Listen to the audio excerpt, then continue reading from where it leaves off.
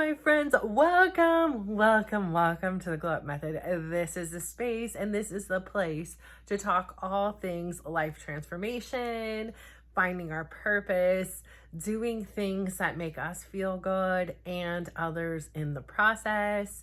This is all about living a life that makes you proud. Hi, my name is Natasha and I am truly honored and lucky to be your host today. Today for me has been, I was super exhausted this morning. Like I was exhausted and I have to remember this is a marathon and there are going to be days that within this race of recovery that I feel like I can sprint. I have the energy to do so within reason. But there's other times where I need to rest, refuel, rehydrate, all those other things. And so this morning was definitely one of those, take it slow. This morning I was like, listen, you may not get anywhere near the steps you did for the last 2 days, and that is a-okay. Some parts of this journey are physical, and they're the physical that I am in control of, and the physical I'm not. There's mental parts, there's emotional parts, there's spiritual parts, all in this dream to be able to move again in my body the way I was, even better than before I had surgery. So I was really in this like conserve energy mode because I knew I had a doctor's appointment today. I had hoped, I was cautiously optimistic that I would lose at least one of these drains. However, I'm not ready yet. And I would rather not rush things. You know, I mean, they weren't going to do it anyways. Like, I mean, maybe I could have convinced them, but here's the thing. Like, but at the end of the day, I'm happy with the decision because I'd rather not rush it and get it done the right way versus be in a hurry and cause more trouble down the line. So they say my incision looks very good, very well taken care of. So I give props to Chris for doing that for me. I finally saw it. They took a picture and they asked if they could take a picture for my chart. And I was like, yeah, sure. I was like, can I see too? And so they showed it to me and I'm pretty swollen and bruised and all that stuff, but it looks pretty good. So, I mean, I don't know how else it is what it is, but like, no, I mean, it wasn't as scary as I thought it was going to look. So, yeah, like we're just cruising along. I feel like each day a little bit of the swelling is going down. I found my waist again yesterday. I mean, not like my tiny waist, but there was a waist. I wasn't a box any longer. Mentally, I feel like I'm getting stronger. I was able to sit for a few hours and chop up. I was making this, one of these things, like they call them, like Greek kind of, pita soft taco things. And I just felt like it was really packed with protein and veggies and things like that. So I sat there chopping. Not many people eat it in the house. So it was like, whatever. I chopped up the avocado, cucumbers, tomato, got all the chicken grilled and ate it. And let me tell you, it was delicious with the cilantro and the Greek yogurt and hummus. And I had a great time with that last night. So that was like a long procedure. And then, yeah, so like moving along, I know sometimes when we're in the thick of it, we don't often see the progress we're making, right? Like if I look at myself today versus what I did yesterday, like, okay, I went to the doctor. Now it's 40 minutes away. So there's, almost 2 hours alone there. I picked up my son from school and I was able to go to the doctors and things like that. But like, I didn't really get much done, right? Oh, I did do my class at 11 o'clock. So not like that much on paper was accomplished. My step count isn't very high. Like it's hot today, so I didn't go outside and sit out there. I haven't gotten through the paperwork or my Glow Up Method work, all those things. I haven't done any of those things yet. So like, if I look at my life or I look at my life for today, it's so easy to say, where are the inefficiencies? Where did I not do things? But then again, it's so kind to look at myself and be like, no, you took a rest this morning when your body needed it. You didn't pick up your phone. You didn't, answer emails. You didn't text. You didn't force yourself to do work, which gave me an energy. And even that was a struggle. I mean, when I arrived in Oakland, I remember, remember as if it was so long ago, but I was texting Chris, like, that was tough. Like, I kind of was scared part of the way. I didn't listen to music. I just was like really focusing on the road. I felt a little bit weak and tired. And I did get my blood results back. So I'm no longer 6.7 on the hemoglobin. It's now up to 10.1, I think it was. So I'm excited. We're in double digits, and it's just going to be a slow process to get there. But like, I have better color. Even they were like, you have more color now and your numbers look great.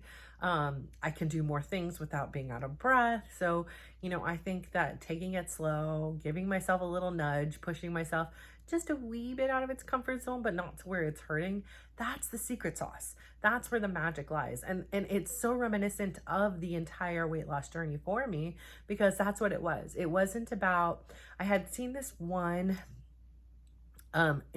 gentleman was interviewed by, I think it's Joe Rogan. I happen to catch, sometimes I just catch these things, like YouTube shows it to me, I'm like, sure, whatever. And he was like, I think he's like some kind of MMA guy, fitness, something like that. And I think he's a personal trainer now. And so this is just what I took from it. So like, again, like I say here all the time, if you take something from me, go ahead and paraphrase and get it wrong. It doesn't matter exactly what I say, but it matters what the impact on you is. That's the most important thing. So anyways, this gentleman was talking, and he was like, sometimes I go in the gym and I see these trainers and they are just pounding like a newbie person and just pounding them and putting them through all these things. Or even somebody who's maybe a more veteran exerciser. Sorry, I'm like allergy. I'm like itching in the back of my throat. So much so that when they get home, they can't move. And if you get home and you can't move, then you're not coming back to the gym. My whole goal and my whole objective is to get you to come back. So I want to push you, I want to challenge you, but I want to do it up to a limit. And he said, that's where I think so many people get it wrong, is that you need to like be in this excruciating pain in order to grow. And I totally connected with me. Like, I was like, yes, this has been my journey. It hasn't been about starving myself and then forcing myself to do a ton of workouts and doing all these things. No, it's been a listening to my body. I mean, even within this recovery phase, it's been like, all of a sudden my body is like, I want eggs. I want, and it's craving certain things that I typically don't crave or need, but I think my body knows what it needs at that point in time in the recovery phase. Same goes for when I was in the weight loss phase of my journey. It was very much listening to my body. It was like, okay, I don't want to do a single jumping jack, but I can do 5. So let me do the 5 and let me see if I can just do one more, because I thought my limit was 5. So if I can just exceed what I thought my limit was. My daughter had also went to this, she was very fortunate to go to a summer program at Stanford, and she always told me a story about how it was a great program. They took away their phones. They had a lot of like connecting with one another, and I think it was such a great thing. At first, everybody was in shock and wanted their phones and things like that, but eventually, they actually looked forward to the day when they turned it back in, because they would get it like on Sundays. But I remember her telling me, one of the counselors, like one of the activities they did, they were like, okay, reach your hands as high as you can. And they would do it. And they're like, okay, now try to go a little higher. And somehow, even though they thought their limit was somewhere else, like they somehow could go higher and then higher and higher. So what our own self-imposed limits are isn't our limitations, but it's important to not go from one extreme to another. The way to be consistent, the way to continue growing, the way to feel a pain that feels good enough of a challenge that brings you back, and know that, hey, I've worked through this pain. Hey, yeah, I felt like sore quads or sore glutes, and I know that passes. Not so sore that I am stuck on the toilet, like so sore that I am like, okay, I worked out. That's what'll bring you back. That's what motivates you. Same goes with this. Like, you don't have to eat always until you're overflowing and overstuffed full. I am guilty of that, especially when I do the 1 meal a day. So I'm like, oh, I love eating and all these things. Right now, I have to eat throughout the day. And the doctor today was even like, yeah, your body needs energy throughout the day, not a big load of it and then process it. It needs it to heal. So let it eat whenever it wants to eat right now and just do small and steady. And I was like, okay, I got that.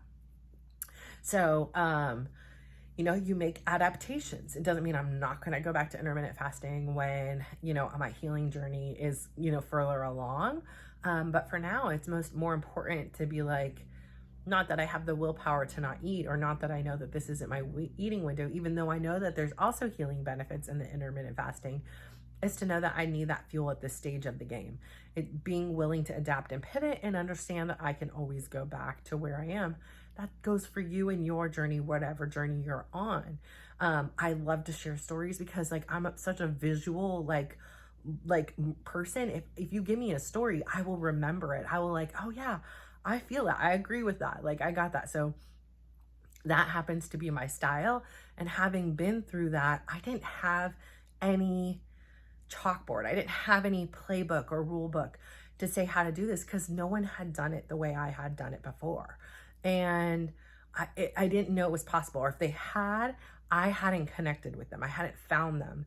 And so I really was creating the rules as I went. And it wasn't like day one, I was like, we're intermittent fasting. We're doing 1 meal a day.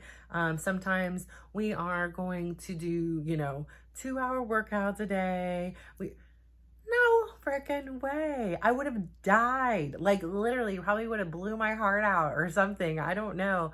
But you have to be understanding to trust the process. And we hear it all the time. Trust the process, trust the process, trust the. And again, this is my reminder that patience is power, right? So it's about, being able to push the boundary a little bit and understand and adapt and flow to that. And then when you are comfortable there, then you push the boundary again. It may not mean every day. So it may mean for me, I'm at 8,000 steps for a week or 2 weeks, or it may mean I back down to maybe today I'm only going to do 5. It's about meeting you where you are. I mean, even within here, when I've explained to you, I've gone from times where I did 30,000 steps a day, 25 steps, 20 steps, 5,000 steps. It fluctuates depending on the needs and the lifestyle I'm living at that time. What are my things that I'm doing that makes me proud? Today, the things that make me most proud is that I am healing. The things that make me most proud is I am not back in that hospital. The things that make me most proud is I'm challenging myself, but not pushing myself to where I'm endangering myself. And so that is the key with everything. So when you are embarking on something new, could be a new career, it could be a new relationship. It's great to take new challenges and new steps and maybe do things differently than you did before. You play with life. It's not a set of rules and parameters in which you need to abide by. They're your rules. This is your game of life. It's about living one that makes you proud. And so if laying here in bed all day makes me proud because that's not something I'm used to doing, then fabulous. I can have that. But if getting up and challenging myself to say, okay, I'm going to do a 5-minute walk that leads into a 10-minute walk, that makes me proud too. You have to define and find what it is, but don't get so stuck in it that you stay there. It's about growing. It's about evolving. It's about challenging yourself a little bit more. You can enjoy the fruits of your labor. It's like when I used to get on the scale, I would get on the scale and I would, see a number and I would either have a neutral, which was rare, or a happy, or more often so, a disappointed and sad reaction to it. And as the numbers started to go down, that was fun, right? After so many years of seeing going up or staying the same, this was so much, it almost became like this adrenaline rush, except for the days in which it stayed the same or went down. But what I learned from that process is it's great. Making these small goals, like I said on here, mine was a pound and there was no deadline. It was a pound by Friday. That's too rigid for me personally. If I was a pound by Friday, then suddenly on Thursday, I'm not eating in order to get that pound by Friday. But by just having this vagueness of a pound and having the desire with my why, it allowed this safe space to lose it. So it wasn't like Friday came I was disappointed and I was sad and mad that I didn't lose the thing. No, it was just like, okay, Friday was just another day. It didn't matter. It wasn't today. Maybe it's Saturday.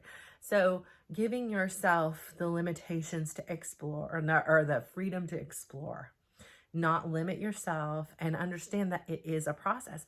Like, I'm sure if I looked back and when I post these videos, I'm going to be like, oh my gosh, I can see the changes in her and her attitude, the way she feels, her energy, perhaps the air in my voice. Maybe I'm not so breathy now. And I love that sometimes we're in it and we can't see, right? We have blinders. We don't see. Like, my kids are up here behind me. And, you know, when you see them every day, it was like they didn't grow. And then the next thing you knew, they grew like overnight. And it's a beautiful thing to be able to see transformation. But when you're in it, sometimes you just are too close to see it. You have to take a step back. So these videos are a great way for me personally. So I don't know if you journal, if you do a vlog yourself, you write, however it is, take photos to preserve the transformation. So when you are in a place that you're like, I haven't changed at all, you can look back and be like, oh wait, because even I, who has had this significant weight loss, times feel like I still look like my largest.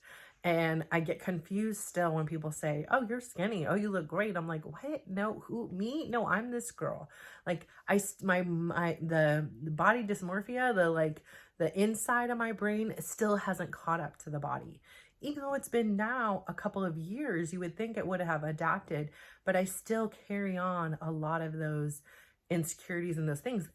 It took 20, 30 years. And even when I was tiny throughout my childhood, the way it was everybody around me that I loved and that I cared for, and then friends and classmates ridiculed my weight. And it was actually, I look back at pictures, I would have just thought she was a healthy little kid. Like, no way would I even say that she was overweight. And so learning how to unlearn those core beliefs that I'm this overweight person and I am unhealthy and all these things has definitely been a challenge. And so that's why I like looking at myself in a different way is really hard for me. I've said on here before, even when I go to my dance classes, I don't look at myself in the mirror.